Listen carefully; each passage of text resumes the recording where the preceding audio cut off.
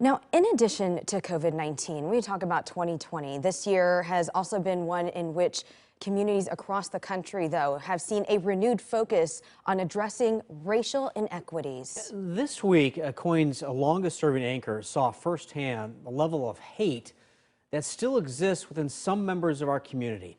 Our Ken Boddie received a letter here at the station. It was filled with vile and racist language. Well, tonight, he wants to share with you, our viewers, the impact that it had on him. And our Jeff Gianola spoke with Ken just a couple hours ago, and Jeff is here with Ken's message.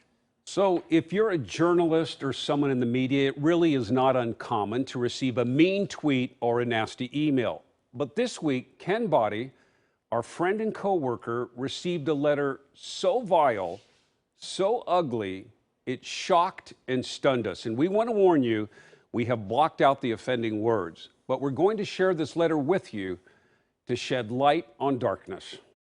The letter, addressed to Ken Boddie at KOIN TV, was written over a printout with a picture of Ken. Scrawled across the paper in black ink are the words, "Saw your face, noon Friday news. You had a big smile saying Trump losing. Well, you black, ugly N-word. You need to be wrapped in chains and hung by your ugly black B-word. You ugly Democrat A-word." It is signed with a smiley face. Earlier this afternoon, I sat down with Ken. Ken, when you first opened that letter, what went through your mind as you started to read it? It wasn't surprise, it wasn't shock, it wasn't fear. My main thought was I was sad that somebody would have that kind of hate in their heart and take the time to send a letter like that to somebody in the public eye. The letter is so blatantly threatening and so blatantly racist. I mean, when you read it, it takes your breath away. It did for a lot of other people. It didn't take my breath away because it didn't surprise me.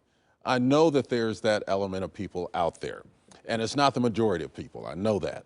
However, there's always been this segment of society that holds these racist views. And being in a place like Oregon, which is majority white, you expect to encounter those people every now and then. Do you think racism right now is being accelerated by our current political climate? I think our political discourse now allows people to feel comfortable in expressing those views.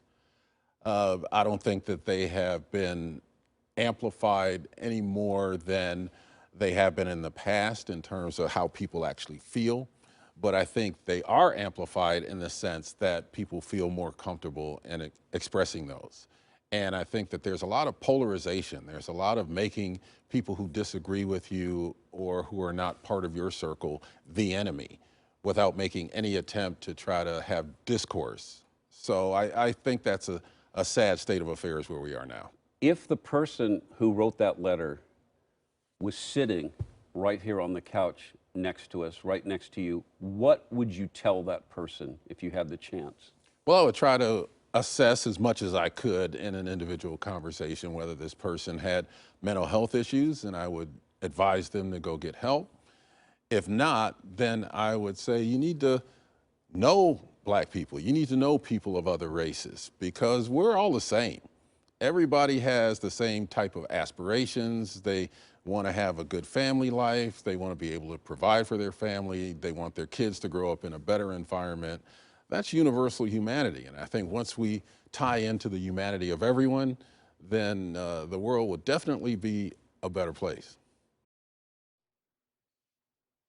One more thing. Ken wanted everyone to know he has received hundreds of messages and calls of support from many of you.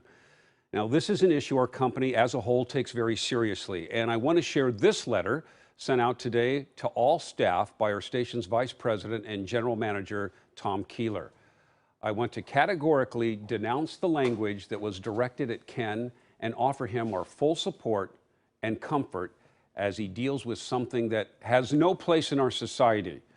Please join me in our ongoing commitment to treat everyone with the highest level of respect and decency at all times. So once again, we wanted to share the ugliness of that letter to shed light on the goodness that is out there. Dan, Elizabeth? Ken is so eloquent and patient with this person, whereas he's a much better person than I am because the outrage. It shows you the kind of person Ken Boddie is. Yeah, and agreed that many of us shared that letter on social media and talking about it in an effort to say we don't want to highlight the letter so much as the way that Ken is handling it is an example for all of us to try to be better, to be kind to one another, and to hopefully turn what can be a negative into a positive whenever those things happen. So thanks to Jeff, thanks to Ken for opening up. Absolutely. Yeah. I'm sorry, I just want to say I'm glad that Ken brought this to light because we get so much feedback, some good, some bad, but in his case, it's like enough is enough. This is not okay. Yeah. So Thanks, Natasha.